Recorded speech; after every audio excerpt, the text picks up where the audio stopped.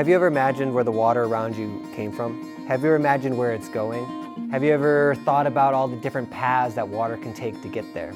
Well, to answer this question, hydrologists, people who study water, use what is called a watershed, which is the portion of land where all the water that flows over it ends up in the same spot.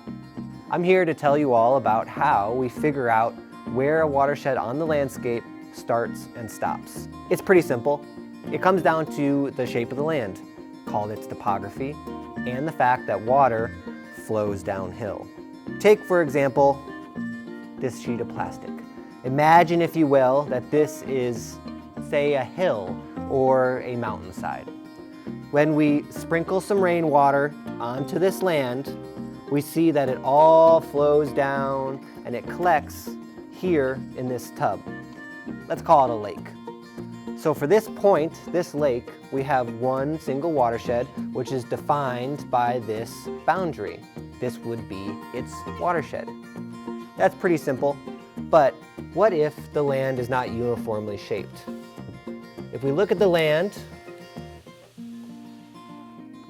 from a different direction, we see that our hill has two sides, separated by a ridgeline. So now, when we sprinkle some rainwater on it, we see that the rain coming down on this side of the ridge flows into a new lake, lake number 2.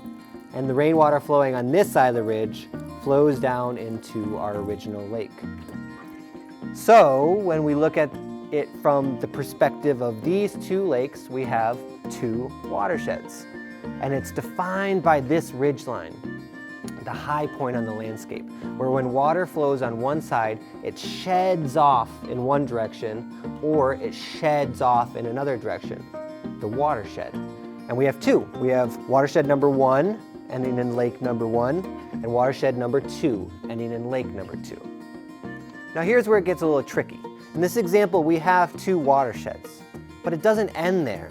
When you watch closely, the water from the lakes starts to overflow and it starts to fill up this tray at the bottom. So in this example now, when you look at the tray, we see that there's a new watershed. And I have a question for you. Where is the watershed to the tray? You got it. It's the whole thing. All the water that flows on this little hill and into these lakes all ends up in the same spot. So this is a single watershed with two sub-watersheds, watershed number 1 and watershed number 2. The size of a watershed is dependent from where it's being measured. This example's small and really simple, but some watersheds are huge. The Minnesota River, where it ends and meets the Mississippi River, has a huge watershed. It's a little short of 15,000 square miles, and Bloomington's included in that. Bloomington, if you break it up, has about 13 main watersheds, and each of those has its own sub-watersheds. If you keep scaling in, it gets smaller and smaller until you get one single watershed. That might be your front yard, or a little strip of road where the water flows down the curb line and disappears into a storm drain. Knowing where the water goes is essential in our ability to honor water and be good stewards of the land. Because regardless of watershed scale, it could be the entire continent of North America, it could be Minnesota or the city of Bloomington or your front yard. The water that flows over that land deserves our regard, and knowing where the water flows helps us make decisions in keeping water healthy. Because when water flows, it carries things with it.